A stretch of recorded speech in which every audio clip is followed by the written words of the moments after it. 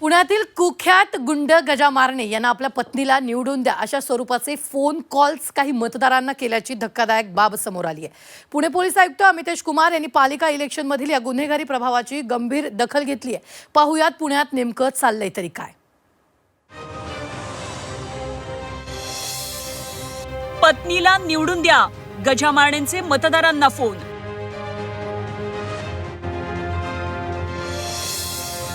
पत्नीच्या प्रचारासाठी गुंड गजा मारणे पुण्यात सक्रिय।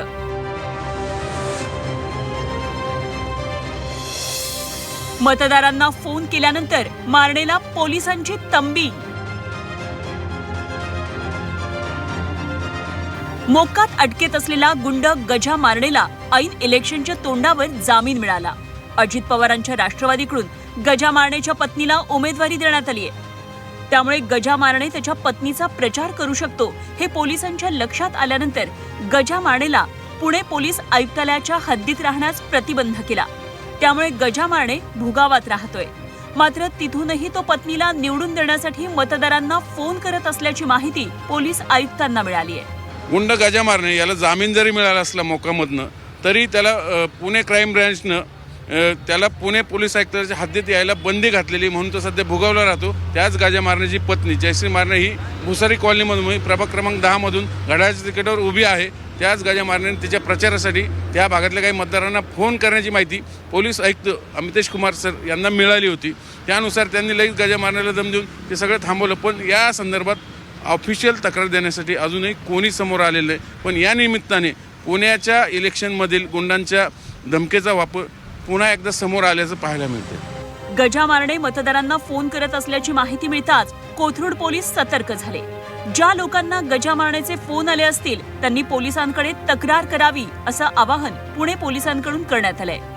अशी काही तक्रार प्राप्त असेल किंवा काय असं प्रकार झाला असेल तर नागरिकांनी किंवा संबंधित व्यक्तींनी कोणालाही न भीता पोलिसाकडे यावं। त्याची 100% गंभीरपणे दखल घेतली जाईल आणि कुणी किती मोठा गुंड असेल किंवा असेल तर त्याच्यावरती अतिशय कडक कारवाई केली जाईल।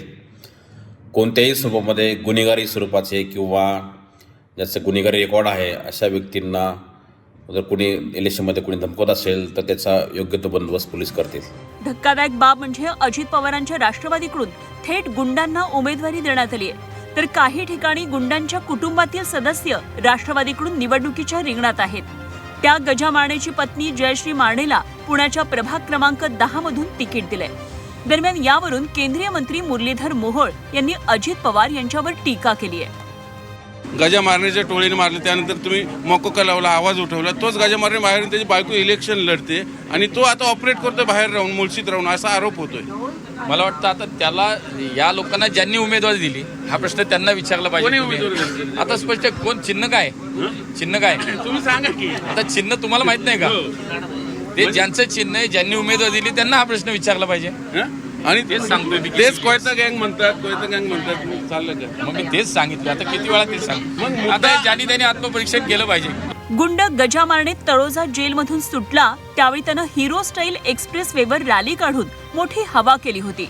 त्यानंतर तत्कालीन सीपी अमिताभ गुप्ता यांनी त्याला बेड्या ठोकून पुन्हा जेलमध्ये टाकलं होतं। मात्र गप्प बसेल तो गुंड कसला। जेल बाहेर येताच गजा मारणेला पत्नीसाठी राष्ट्रवादीकडून तिकीट मिळवण्यात यश आलं। मात्र पत्नीच्या प्रचारासाठी गजा मारणे सक्रिय झालाय। मतदारांना थेट फोन करून पत्नीला निवडून द्या सांगतोय। त्यामुळे या प्रकरणात पोलीस आता नेमकं कोणतं पाऊल उचलणार याकडे लक्ष लागलंय। चंद्रकांत फुंदे, झी 24 तास, पुणे।